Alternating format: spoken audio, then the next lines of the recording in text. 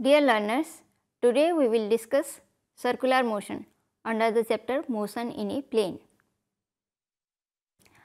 Earlier we have discussed projectile motion in this chapter. In projectile motion, the acceleration is constant both in magnitude and direction. There is another kind of two-dimensional motion in which acceleration is constant in magnitude but not in direction. This is uniform circular motion.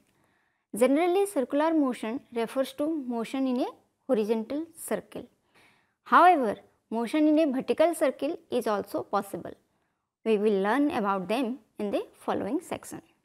After learning this chapter, you will be able to explain circular motion and give their examples. You will be able to explain the motion of a body in a vertical circle. You will be able to derive expressions for velocity and acceleration of a particle in circular motion. You will be able to derive expressions for centripetal force and apply it in different situations of circular motion. Here we are discussing about circular motion. Can you give some examples of circular motion in your daily life? Well, you might have seen the motion of gramophone record, the motion of grinding wheel at constant speed, the motion of hands of an ordinary clock, also the movement of gears, pulleys and wheels. All these are examples of circular motion. Also, the motion of vehicle turning around a corner is an example of circular motion. All these are examples of circular motion in your daily life. Well, the simplest kind of circular motion is uniform circular motion. You might have seen a point on a rotating fan blade. This is an example of uniform circular motion. The motion of artificial satellite in circular orbit around the earth is an example of uniform circular motion. Then, what is uniform circular motion? Uniform circular motion is motion with constant speed in a circle. You can see the figure on your screen. Here, suppose the point was at P1 or the particle was at P1 when time was T1. So, the position vector of point P1 is R1. After some time interval, it reaches at P2. Suppose at that time is T2. Now, the position vector of point P2 is R2 and the displacement vector is delta R, which is equal to R2 minus R1. Now, delta R approaches the tangent to the circle at point P1 as delta T tends to be 0. That means, when the time interval is very small, at that time the displacement vector is also very small and the displacement vector tends to be the tangent to the circle at the point P1. As you can see in the second figure, it is the position vector after small time interval delta t is given by the red dotted line and the displacement vector delta r is given by the black arrow, which is the tangent to the circle at point P1. Now, the instantaneous velocity, whenever we are taking the time interval to be very small, we calculate instantaneous velocity. So, now the instantaneous velocity at point P1 is v equal to limit delta t tends to 0 delta r divided by delta t, which is equal to dr by dt. This is the expression for instantaneous velocity v. Now, here are some points to remember. In uniform circular motion, the velocity vector changes continuously. This is because the direction of velocity goes on changing continuously as the particle travels around the circle. Because of this change in velocity, uniform circular motion is accelerated motion, because whenever there is a change in velocity, there is an acceleration. In this circular motion, as the direction of the velocity is changing, the magnitude remaining constant. Hence, we can say that the uniform circular motion is an accelerated motion. And this acceleration of particle in uniform circular motion is termed as centripetal acceleration. Now, let us find out the expression for centripetal acceleration. For this, consider a particle of mass m moving with a uniform speed v in a circle. Suppose at point A, velocity is directed along the tangent ax.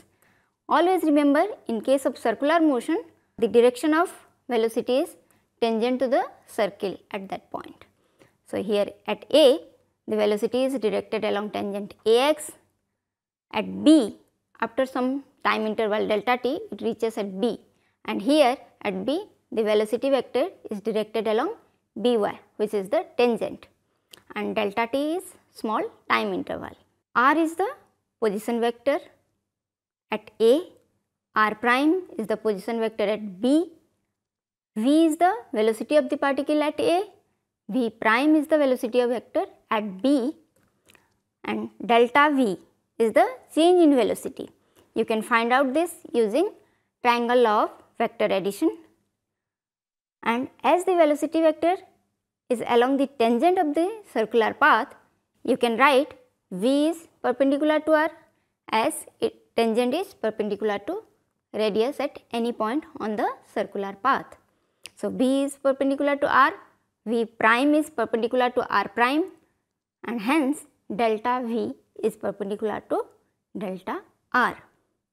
As the average acceleration is along delta v, it is perpendicular to delta r. That means, the average acceleration is perpendicular to delta r. Now, let us determine delta v. Let the angle between the position vector r and r prime be del theta. Then the angle between velocity vector v and v prime will also be del theta, as the velocity vectors are always perpendicular to the position vectors. Now, change in velocity delta v is due to the change in direction.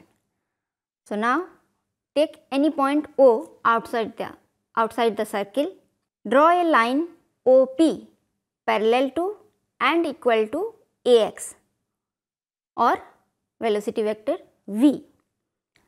Draw another line OQ parallel to and equal to by or velocity vector v prime. As the magnitude of velocity vector v is equal to the magnitude of velocity vector v prime, we can write OP equal to OQ. Now, in triangle OPQ, sides OP and OQ represent velocity vectors v and v prime at A and B respectively. Hence, their difference is represented by the side PQ in magnitude and direction. In other words, we can say the change in the velocity is equal to PQ in magnitude and direction as the particle moves from A to B in time delta t. So, now acceleration equal to rate of change of velocity. That means, we can write acceleration A equal to PQ divided by delta t, as PQ is change in velocity, delta t is time interval. So, acceleration equal to rate of change of velocity, that is equal to PQ divided by delta t, that is equal to del v by del t, as PQ equal to del v.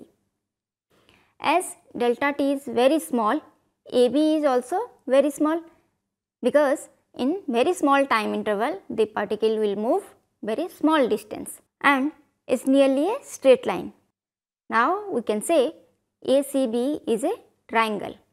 So, now triangle ACB and triangle POQ are isosceles triangles having their included angles equal, and therefore, these two triangles are similar.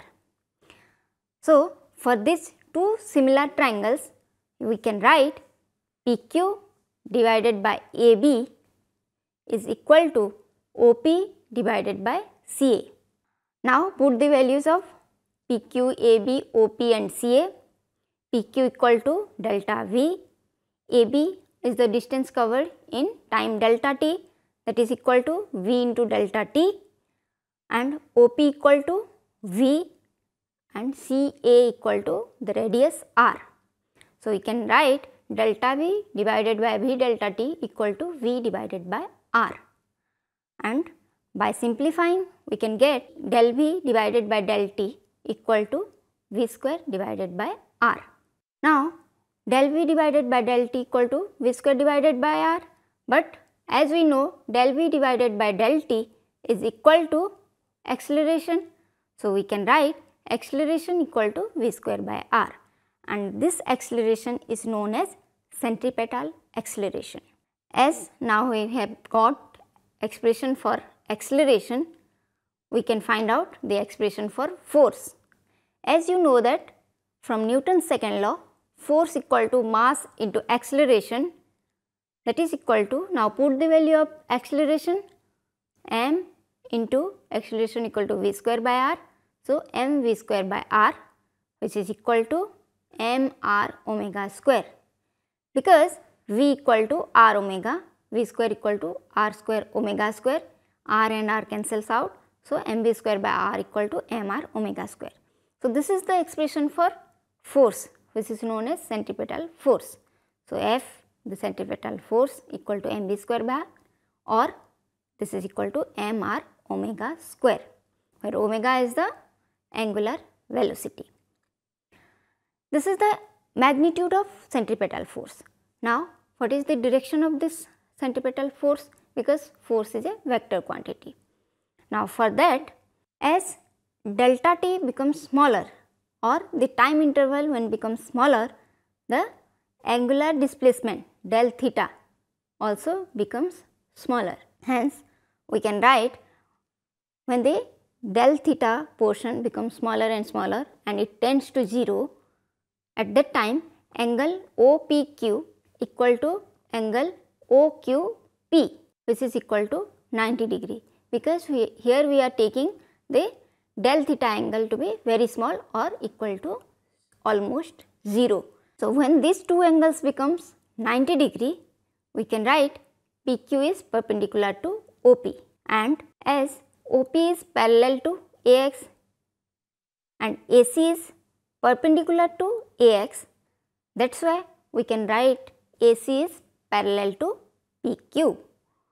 So, from this we can find out that centripetal force at any point acts towards the center along the radius. Some minimum centripetal force has to be applied on a body to make it move in a circular path, otherwise a particle cannot move in a circular path. That is why for moving in a circular path, a centripetal or a minimum centripetal force is always has to be applied on a body, and in the absence of such a force, the body will move in a straight line path. We have already discussed about centripetal force, centripetal acceleration.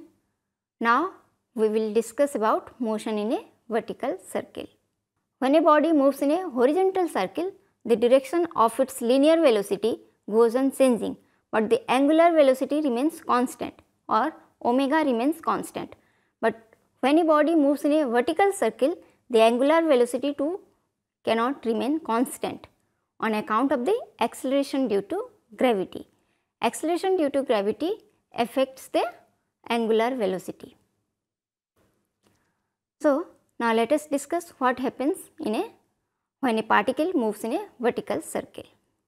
For that, let us consider a body of mass m tied to a string and rotated in a anti-clockwise direction in a vertical circle of radius r about a point O, where O is the center of the vertical circle. Here, in this case, the speed of the body is maximum at the lowest point P, and its speed is minimum at the highest point Q. So, it is maximum at the lowest point P. When it goes or moves upward, its velocity or its speed gradually decreases, because the acceleration due to gravity is acting in downward direction.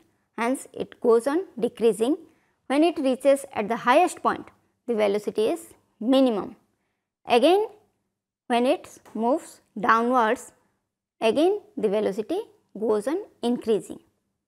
Hence, speed goes on increasing as the body falls from Q to P along the circular path. Now, what are the forces acting on the body? The forces acting on the body at point P, that is the lowest point, are weight of the body mg, which is acting in downward direction, and tension T1 in the string, which is acting in the upward direction. And the forces acting on the body at Q, that is the highest point, are weight of the body mg, which is acting in downward direction, and tension T2 in the string, which is also acting in downward direction.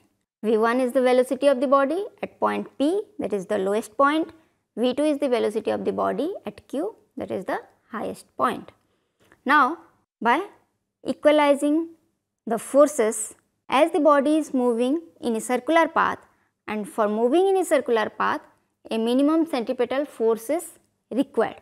That means, at point P, the centripetal force is provided by T1 minus mg, or the net force acting at point P, which provides the centripetal force, is T1 minus mg. So, we can write T1 minus mg equal to mv1 square divided by r. Simplifying, we get T1 equal to mv1 square divided by r plus mg. Similarly, at point Q, the centripetal force is provided by the net force, and that is equal to T2 plus mg, as T2 and mg both are acting in downward direction. Hence, T2 plus mg equal to mv2 square by r. By simplifying, we get T2 equal to mv2 square divided by r minus mg. Now, what are the speed at the highest and lowest point in a vertical circle? For the body to move along the circle without any slacking of the string, for this condition has to be satisfied, the tension in the string at the highest point, that is T2, must be greater than or equal to 0. That means, the minimum value of tension in the string at the highest point, that is T2 minimum, equal to 0. By putting this value in the equation for T2, that is T2 equal to mv2 square by r minus mg. So, T2 equal to 0, that means mg equal to mv2 square divided by r. From this, we get V2 equal to root over of gr. As we know V equal to r omega, we can find out omega 2 equal to V2 by r, that is equal to root over of g divided by r. At point P, if we find out the speed, now here we put the equation of motion v square minus u square equal to 2as. So, v square, that is the final velocity, is v2. So, v2 square minus initial velocity v1. So, v2 square minus v1 square equal to minus 2g into 2r. Here the minus sign is due to the condition that the particle is moving in upward direction and the acceleration due to gravity is acting in the downward direction. Hence, here the sign, negative sign comes here, and s, the distance travelled by the body, is the diameter of the vertical circle, that is equal to 2r. Hence, by simplifying, we get v1 square equal to v2 square plus 4gr, v1 square equal to gr plus 4gr. Here v2 equal to root over of gr, so v2 square equal to gr. Hence, v1 square equal to gr plus 4gr, that is equal to 5gr. So, v1 equal to root over of 5gr. So, we can find out the angular velocity omega 1 at the lowest point, that is equal to again v1 by r, that is equal to root over of 5g divided by r. Let us discuss the applications of uniform circular motion. From Newton's second law, we can say that as the object in circular motion is accelerating, a net force must be acting on it. Then what is the direction and magnitude of this force? This is what we will learn in this section. Then we will apply Newton's law of motion to uniform circular motion. This helps us to explain why roads are banked or why pilots feel pressed to their seats when they fly aircrafts in vertical loops. Consider a particle moving with constant speed in a circle of radius r. From Newton's second law, force equal to mass into acceleration, and acceleration in a circular path, that is the centripetal acceleration, equal to v square by r. So, we can write the magnitude of force equal to m into a, that is equal to m v square by r.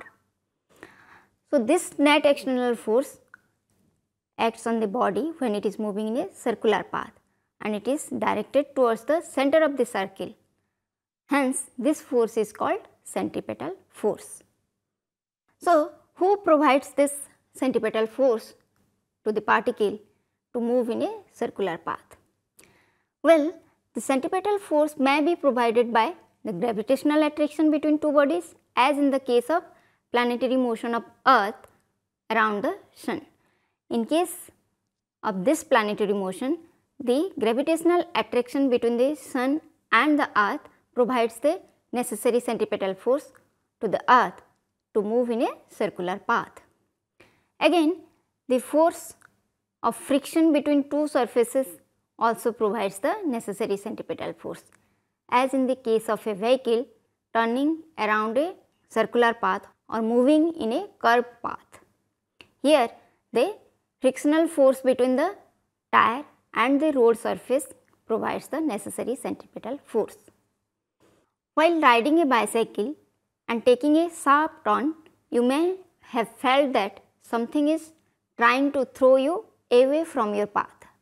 Have you ever thought as to why does it happen? You tend to be thrown out because enough centripetal force has not been provided to keep you in the circular path. Some force is provided by the friction between the tires and the road, but that may not be sufficient. Hence, when you slow down, the needed centripetal force decreases and you manage to complete the turn safely. So, now what happens when we are moving in a curved path? For that, now we will discuss what is needed to negotiate a sharp turn in a circular path. Let us consider a car of mass m moving with a velocity or moving with a speed of v in a circular path. The force needed to keep the car moving uniformly on the circular path is equal to mv square by r, which is the centripetal force. Here r is the radius of curvature of the curved section. Now, if the road is levelled, the force of friction between the road and the tires provides the necessary centripetal force to keep the car in circular path.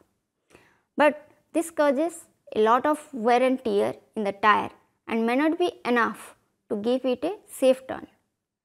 The roads at curves are therefore banked. Now, what do you mean by banking of roads, and what is the need for banking of roads? Banking means the raising of the outer edge of the road above the level of the inner edge. Roads are designed to minimize the reliance on friction. In some cases, what happens, the frictional force may not provide the necessary centripetal force. For example, when car tires are smooth or when there is water or snow on roads, the coefficient of friction becomes negligible, and when the coefficient of friction becomes negligible, the force of friction may not be sufficient to provide the necessary centripetal force. Let us now analyze the free body diagram for the car to obtain an expression for the angle of banking, which is adjusted for the sharpness of the curve and the maximum allowed speed. Consider the case when there is no frictional force acting between the car tires and the road. The force acting on the car are mg, which is the weight of the car, and Fn, which is the force of normal reaction. The centripetal force is provided by the horizontal component of the normal reaction, that is Fn. Now, let us resolve the force of normal reaction into horizontal and vertical component. Resolving the force Fn into horizontal and vertical components, we get Fn sin theta, which is the horizontal component, and Fn cos theta, which is the vertical component. And what is theta here? Theta is the angle of banking, or the angle by which the outer edge is raised above the inner edge. So, here Fn sin theta equal to mv square by r as the horizontal component provides the necessary centripetal force. And since there is no vertical acceleration, the vertical component of Fn, that is normal reaction, is equal to the car's weight. So, we can write Fn cos theta, that is vertical component, is equal to mg. So, now Fn sin theta divided by Fn cos theta is equal to tan theta, which is equal to mv square by r divided by mg, and that is equal to v square by rg. From here we can calculate the angle of banking theta, which is equal to tan inverse v square by rg. This is the expression for angle of banking theta, which is equal to tan inverse v square by rg. Here in this expression, theta equal to tan inverse v square by rg, we can see that the angle of banking theta depends upon the speed v and the radius of curvature r. It does not depend upon the mass of the vehicle. So, even large trucks and other heavy vehicles can ply on banked roads. Theta should be greater for high speeds and for sharp curves, that is for lower value of r, as theta is directly proportional to v and inversely proportional to r. Driving within prescribed speed limits on curves is necessary. This is all about the banking of roads. Another application of uniform circular motion is aircrafts in vertical loops. On Republic Day and other shows by the Indian Air Force, you might have seen pilots flying aircrafts in loops. Here you can see the figure when an aircraft negotiate or move in a vertical loop. In such situations, at the bottom of the loop, the pilots feel as if they are being pressed to their seats by force several times the force of gravity. Let us understand as to why this happens. Suppose an aircraft is moving in a vertical loop. In that case, the forces on the pilot are weight mg, which is acting in downward direction, and the normal force N exerted by the seat, which is in upward direction. So, what is the net force on the pilot? The net vertically upward force is N minus mg, and this force, that is N minus mg, provides the necessary centripetal force or the necessary centripetal acceleration. So, N minus mg equal to ma. So, N minus mg equal to m v square by r, that is the centripetal force. So, we can write N equal to mg plus mv square by r, which is equal to m into bracket g plus v square by r. So, this is the limit of force for the vertical loop. If this force exceeds the set limits, pilots may even black out for a while, and it could be dangerous for them and for the aircrafts also, because it can cause accidents. Now, let us summarize what we have discussed today.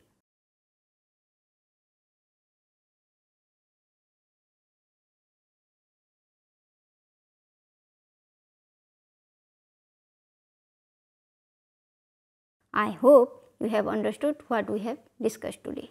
Wishing you all the best. Thank you.